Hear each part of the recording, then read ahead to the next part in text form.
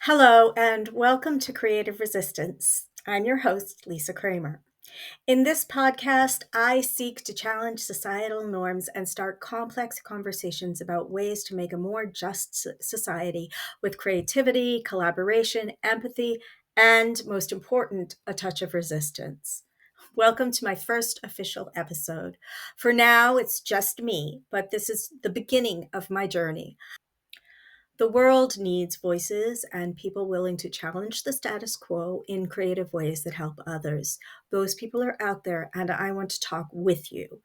If you're interested in starting a conversation, reach out. My links are in my bio. Today, I'm reflecting on my money blocks and me in the hopes that some of you might think about yours.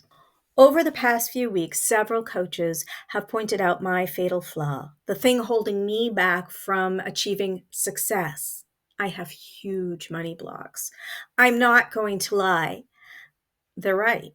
My relationship with money is fraught. It sometimes stops me from taking steps I should toward bigger and bigger goals. I also recognize that, despite them claiming otherwise, many of these people have pointed out this flaw so that I will spend money on their services, even if I'm not in the position to do so. And in this way, my failure gets blamed on my choice not to invest in myself, and the vicious cycle continues. Financial coach Tiffany Woodfield explains money blocks in this way. Money blocks are deeply ingrained subconscious beliefs about money that create psychological barriers to financial success. These negative patterns operate below conscious awareness, making it challenging to implement behavioral changes. Overcoming money blocks requires programming these subconscious beliefs to align with conscious financial goals. In my case, I sometimes struggle with asking for what I'm worth or demanding that I get paid fairly, although I've been very vocal about time and wage theft recently.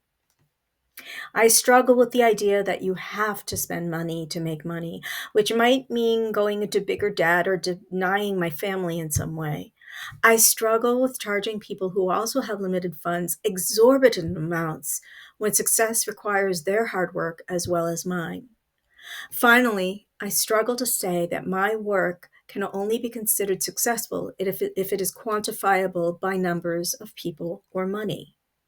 It's definitely something to think about. But what if their perspective is wrong? This podcast isn't going to tell you how to heal those blocks. In a way, I choose to embrace my issues with money in defiance of societal norms. Rather, I want to challenge the perspectives that money and wealth are the keys to success.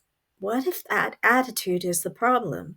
Could it be that money is not the problem, but the way people choose to embrace it is? Some important truths to think about money.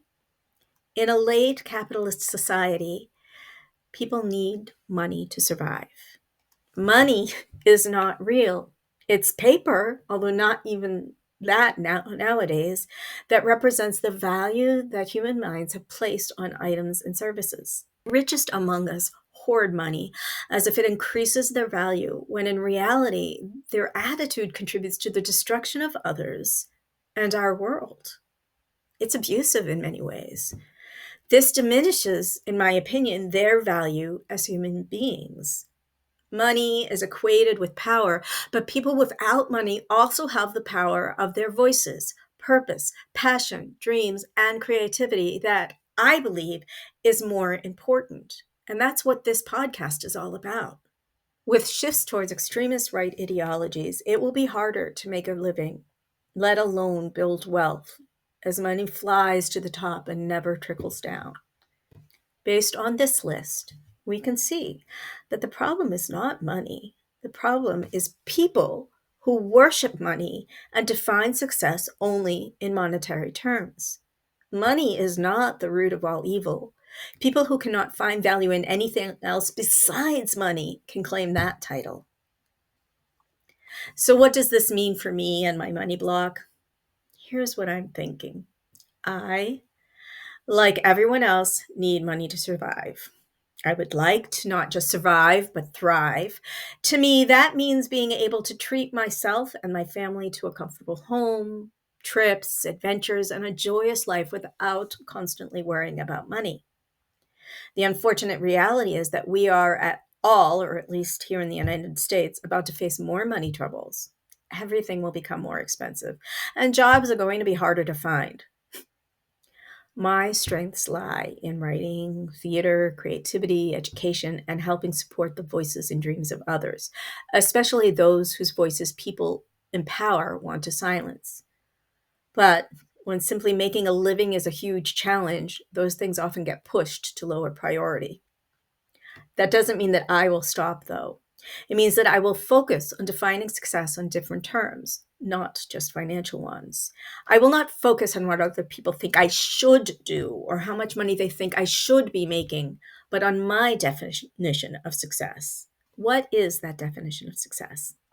It is a life of creative resistance and rebellion, which includes living my values, being kind and supporting those who need help, demanding respect for my work and the work of others. This means that when working for companies and people with more money, I will expect payment for my time, skills, and energy at a high level.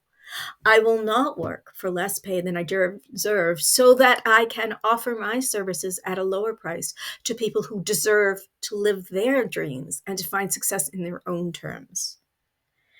And finally, focusing on the process and joys of living a life with an eye for adventure, opportunity, and possibility.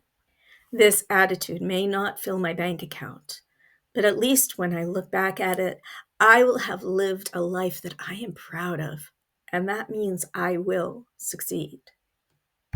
I love discussion and differences of opinion as long as they are respectful. All comments are welcome. And of course, like and follow if you're interested in hearing more thoughts about creative resistance in the future.